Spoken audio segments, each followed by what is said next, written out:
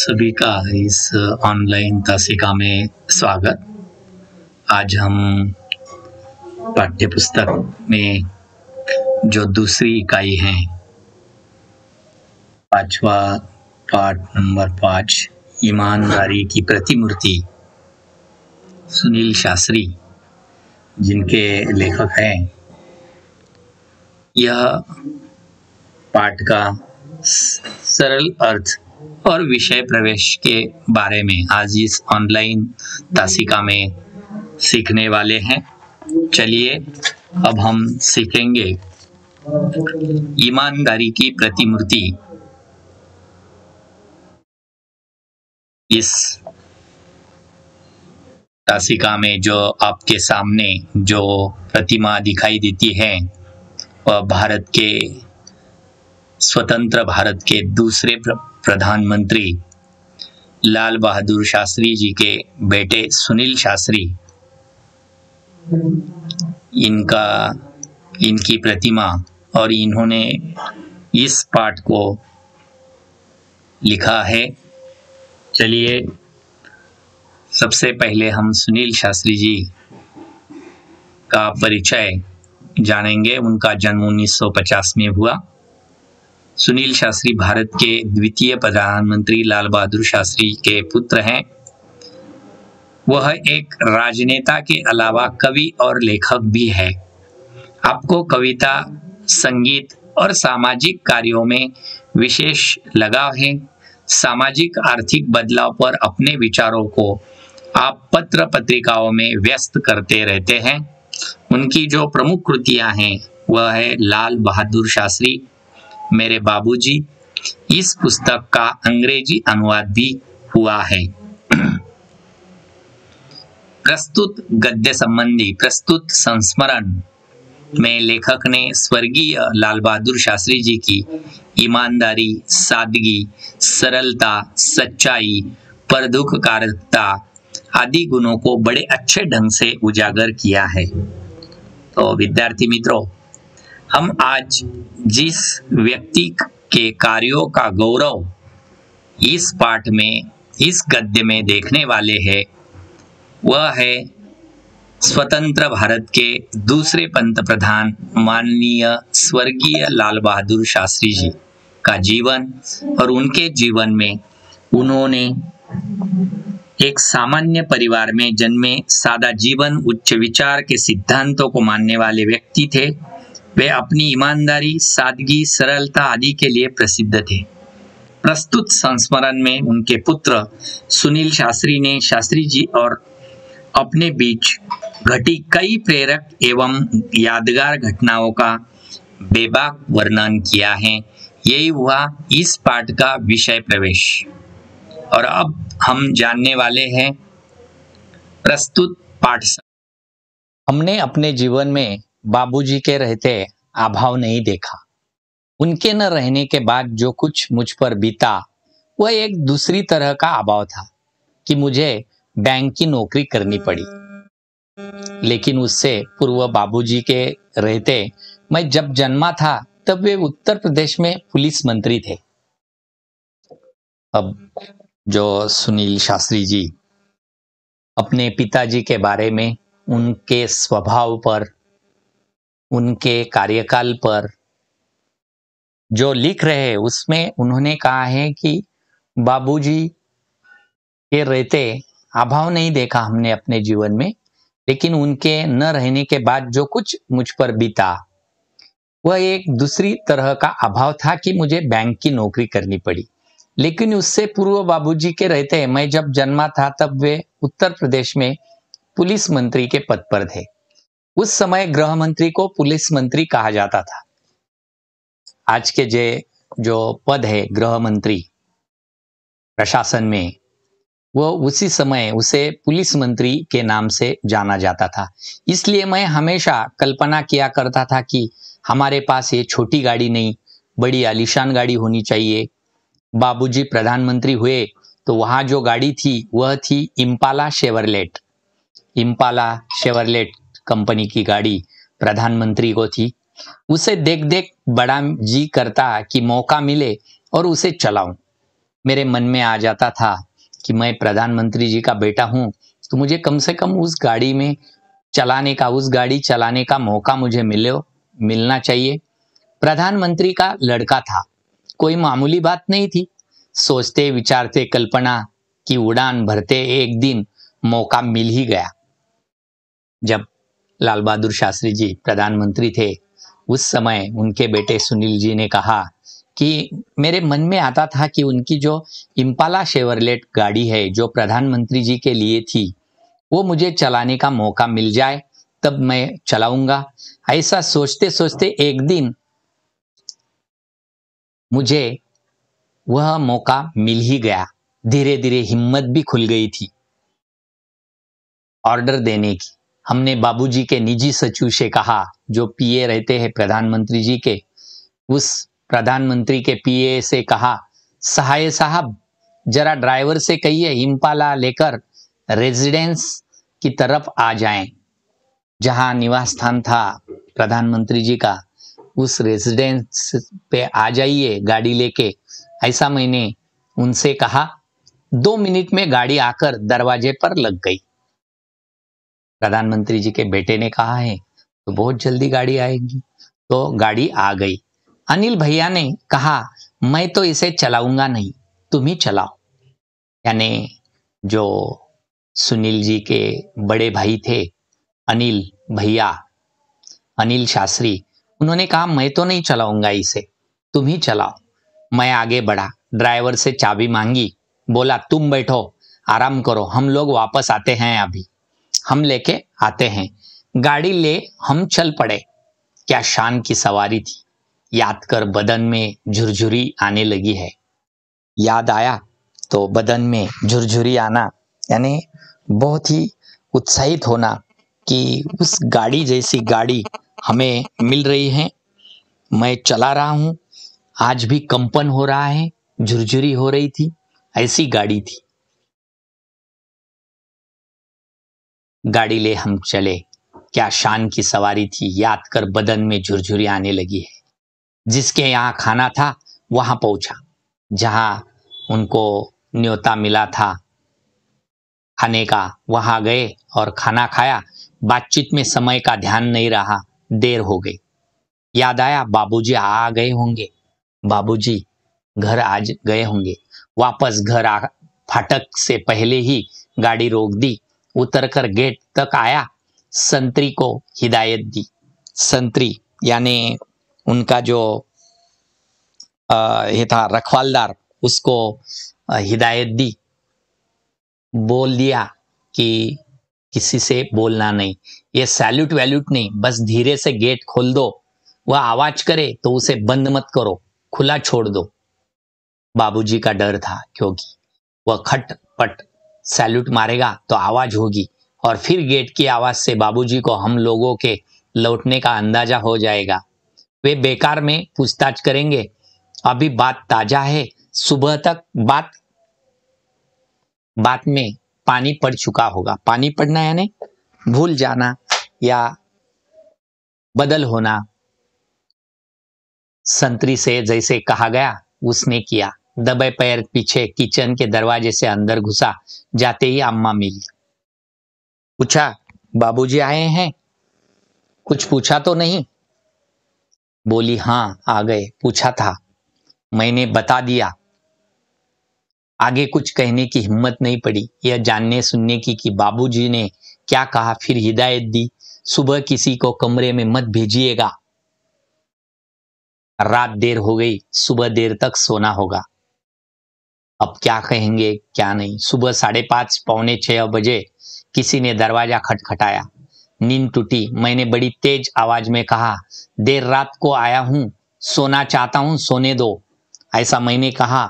दरवाजा खटखटाने के बाद यह सोचकर कि कोई नौकर चाय लेकर आया होगा जगाने, कोई नौकर आया होगा, क्योंकि प्रधानमंत्री जी का बंगला है, उसमें तो बहुत नौकर चाकर रहते हैं, तो उसमें से कोई नौकर आया होगा। लेकिन दरवाजे पर दस्तक फिर पड़ी, लेकिन दरवाजे पर और दरवाजा खटखटाने लगे। झुंझलाता जोर से बिगड़ने के मूड में दरवाजे की तरफ बढ़ाता हुआ दरवाजा खोला, पाया बाबूजी खड़े हैं। हमें कुछ न सूझा, माफी मांगी। बेध्यानी में बात कहे गया हूं। वे बोले, कोई बात नहीं, आओ आओ, हम लोग साथ साथ चाय पीते हैं। हमने कहा ठीक है। बस जल्दी जल्दी हाथ मुंह धो चाय के लिए टेबल पर जा पहुंचा लगा। उन्हें सारी राम कहानी मालूम है, पर उन्होंने कोई तर्क नहीं किया, न कुछ जाहिर होने दिया।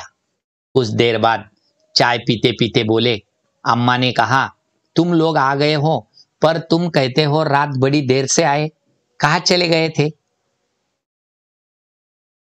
जवाब दिया, हाँ बाबूजी, एक जगह खाने पर चले गए थे। उन्होंने आगे प्रश्न किया, लेकिन खाने पर गए तो कैसे? जब मैं आया तो फिएट गाड़ी गेट पर खड़ी थी, गए कैसे?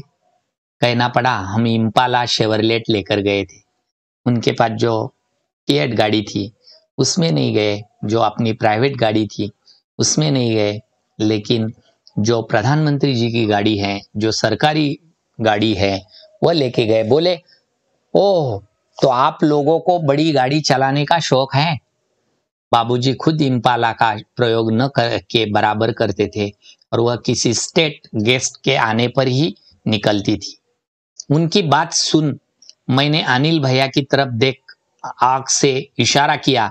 मैं समझ गया था कि यह इशारा इजाजत का है।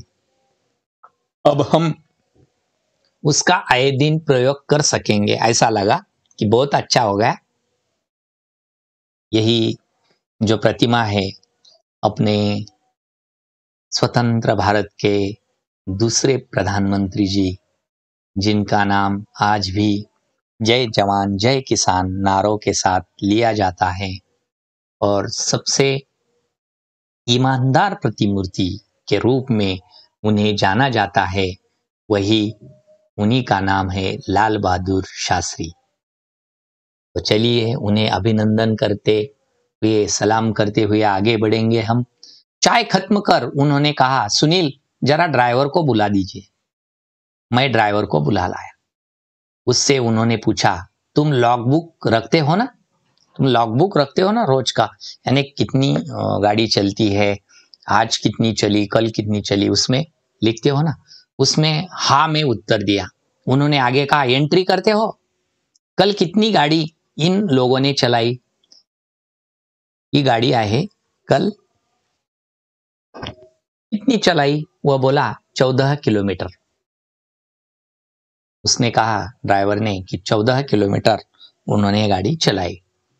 उन्होंने हिदायत दी, उसमें लिख दो 14 किलोमीटर निजी उपयोग, यानी वैयक्तिक हेतु के लिए, स्वार्थी यानी खाजगी में गाड़ी चलाई है, सरकारी कामकाज के लिए नहीं, ऐसा लिखिए।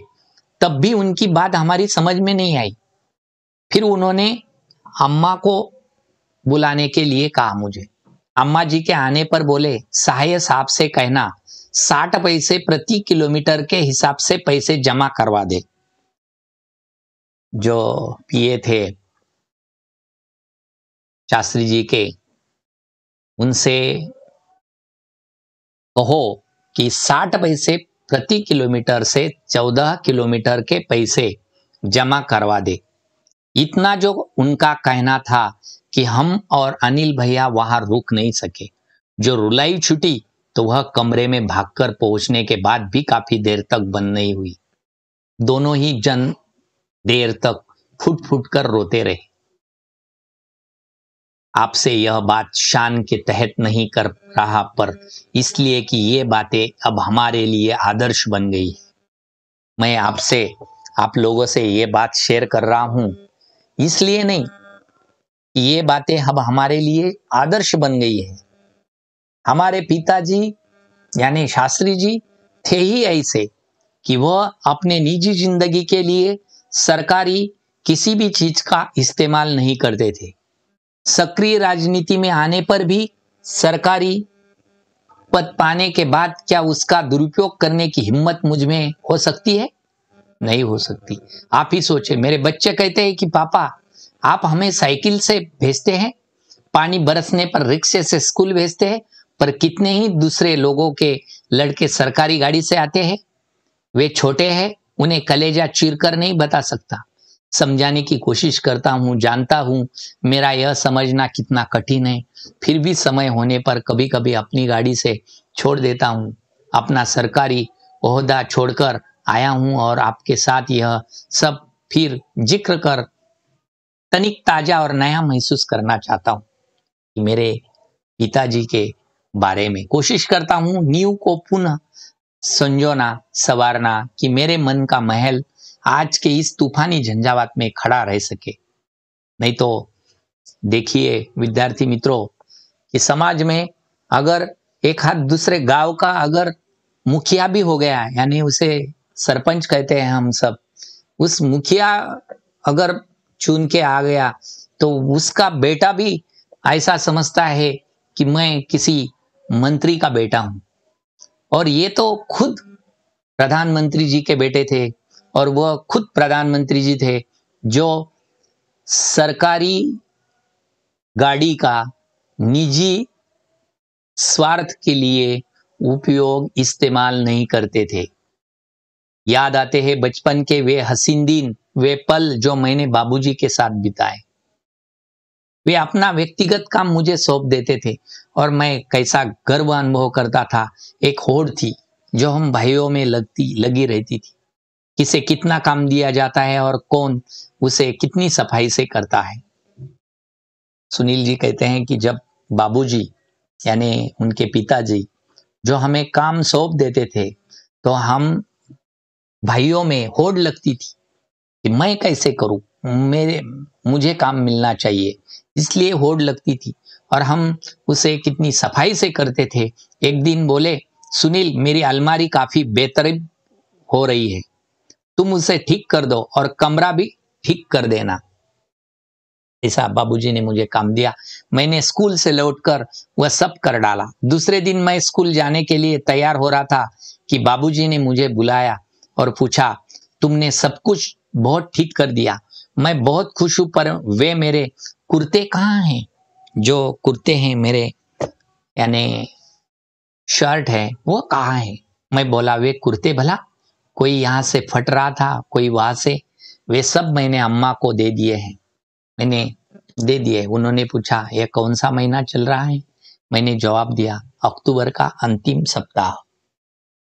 उन्होंने आगे जोड़ा, अब नवंबर आएगा, जाड़े के दिन होंगे, तब ये सब काम आएंगे, ऊपर से कोट पहन लूंगा ना। यानी देखिए एक प्रधानमंत्री जी का रुतबा देखिए कि पुराने फटे हुए कपड़े भी पहनूंगा मैं, क्योंकि मेरे देश की जनता गरीब है, दीन है, इसलिए मैं भी वैसा ही रहूंगा। क्या हो रहा मुझे फटा हुआ कपड़ा पहनने से, कुर्ता पहनने से? मैं उसके ऊपर कोट पहनूंगा। और मैं देखता रह गया, क्या कह रहे हैं बाबूजी? वे कहते जा रहे थे, ये सब खादी के कपड़े हैं, बड़ी मेहनत से बनाए हैं बिनने वालों ने, इसका एक एक सूत काम आना चाहिए। यही नहीं, मुझे याद है मैंने बाबूजी के कपड़ों की तरफ ध्यान देना शुरू किया था। क्या पहनते हैं, किस किफायत से रहते हैं, मैंने देखा था। एक बार उन्होंने अम्मा को फटा हुआ कुर्ता देते हुए कहा था, इनके रुमाल बना दो, इनके रुमाल बना दो, वो फटा है ना, इसके रुमाल बना दो। बाबूजी का एक तरीका था जो अपने आप आकर्षित करता था। वे अगर सीधे से कहते, सुनील तुम्हें खादी से प्यार करना चाहिए, तो शायद वह बात कभी भी मेरे मन में घर नहीं करती। पर बात कहने के बाद साथ साथ उनके अपने व्यक्तित्व का आकर्षण था जो अपने में सामने वाले को बांध लेता था। वह स्वतः उन पर अपना सब कुछ निछावर करने पर उतारू हो जाता था। उनका ऐसा तरीका था बोलने का, कहने का, और किसी बात को थोपने का एक अलग सा तरीका था। देखिए एक प्रधानमंत्री जी जब अपने जनता की, अपने लोगों की तरह रहने के लिए वह खुद वैसे ही रहते हैं जैसी मेरे देश की जनता रहती है। और खादी की जो वह खादी से प्यार करना चाहिए ऐसा कहते हैं, क्यों? कि वो खादी बनाने वाले बड़ी मेहनत से बनाते हैं, एक एक धागा लगाते हैं उस पर, इसलिए उन्होंने उन पर अपना सब कुछ निछावर करने पर उतारू हो जाता था कोई भी आदमी, क्योंकि ऐसे अलग ही स्वभाव के एक ईमानदार प्रतिमूर्ति के रूप में स्वर्गीय लाल बहादुर शास्त्री थे। अम्मा बताती है, हमारी शादी में चढ़ावे के नाम पर सिर्फ 5 ग्राम सोने के गहने आए थे। जब लाल बहादुर शास्त्री जी की शादी हुई थी, अम्मा ने बोला था सिर्फ 5 ग्राम सोने के गहने आए थे, लेकिन जब हम विदा होकर रामनगर आए तो वहां उन्हें मुंह दिखाई में गहने मिले थे। सभी नाते रिश्ते वालों ने कुछ न कुछ दिया था। जिन दिनों हम लोग बहादुरगंज के मकान में आए, उन्हीं दिनों तुम्हारे बाबूजी के चाचा जी की कोई घाटा लगा था, यानी नुकसान हुआ था। किसी तरह से बाकी का रुपया देने की जिम्मेदारी हम पर आ पड़ी। बात क्या थी, उसकी ठीक से जानकारी लेने की जरूरत हमने नहीं सोची और न ही इसके बारे में कभी कुछ पूछताछ की। एक दिन तुम्हारे बाबूजी ने दुनिया की मुसीबतों और मनुष्य की मजबूरियों को समझाते हुए जब हमसे गहनों की मांग की, तो क्षण भर के लिए हमें कुछ वैसा लगा और गहना देने में तनिक हिचकिचाहट महसूस हुई, पर यह सोचा कि उनकी प्रसन्नता में हमारी खुशी है। हमने गहने दे दिए, सभी गहने दे दिए, केवल टीका नथुनी बिछिया रख लिए थे। वे हमारे सुहाग वाले गहने थे। उस दिन तो उन्होंने कुछ नहीं कहा, पर दूसरे दिन वे अपनी पीड़ा न रोक सके और कहने लगे, तुम जब मिर्जापुर जाओगी और लोग गहनों के संबंध में पूछेंगे तो क्या कहेगी, क्या कहेगी तू? हम मुस्कुराई और कहा, उसके लिए आप चिंता न करें, हमने बहाना सोच लिया है। हम कह देंगे कि गांधी जी के कहने के अनुसार हमने गहने पहनने छोड़ दिए हैं। इस पर कोई भी शंका नहीं करेगा। तुम्हारे बाबूजी तनिक देर चुप रहे, फिर बोले, तुम्हें यहाँ बहुत तकलीफ है, इसे मैं अच्छी तरह समझता हूँ। तुम्हारा विवाह बहुत अच्छे सुखी परिवार में हो सकता था, लेकिन अब जैसा है वैसा है। तुम्हें आराम देना तो दूर रहा, तुम्हारे बदन के भी सारे गहने उतरवा लिए। तब सुनील जी की अम्मा ने बोला, हम बोली, पर जो असल गहना है वह तो है, हमें बस वही चाहिए। आप उन गहनों की चिंता न करें, समय आ जाने पर फिर बन जाएंगे। सदा ऐसे ही दिन थोड़े रहेंगे, दुख सुख तो सदा ही लगा रहता है। यानी लाल बहादुर शास्त्री जी का जीवन और जो यादें हैं सुनील जी ने उनके बचपन से बताई है, कि उनके बताने से या उनके समीप रहकर, लाल बहादुर शास्त्री जी के समीप रहकर उन्होंने जो लिखा है, वह तो ऐसा लग रहा है कि मानो लाल बहादुर शास्त्री जी एक देवता समान ईमानदार प्रतिमूर्ति के रूप में ही थे और उनका नाम युगों सदियों तक ऐसा ही एक ईमानदार प्रतिमूर्ति पंत प्रधान जी इस नाम पे रहेगा। यही हमने, क्योंकि हमने जो उनके स्वभाव की विशेषताएं जानी हैं आज, तो हमें लग रहा है कि बस हम कुछ नहीं उनके सामने, बस उनके जैसा ही होना चाहिए। अगर किसी का स्वभाव हो तो एक आदर्शवत स्वभाव, ईमानदार की कोई प्रतिमूर्ति होंगी तो बस लाल बहादुर शास्त्री जी की होंगी। यही सोचकर और उनके जैसा बनने का थोड़ा सा भी प्रयास अगर हमने जीवन में किया कुछ ना कुछ, तो आज इस पाठ हमारे लिए जो दिया है इस पाठ्यक्रम में, तो वह सफल हो जाएगा। जो उद्देश्य है शिक्षण विभाग का, तो वह सफल हो जाएगा।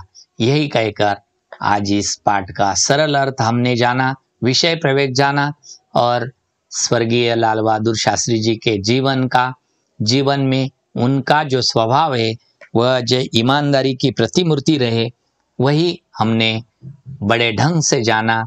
इसलिए आप सभी ने ये ऑनलाइन तासिका देखी। आप सभी का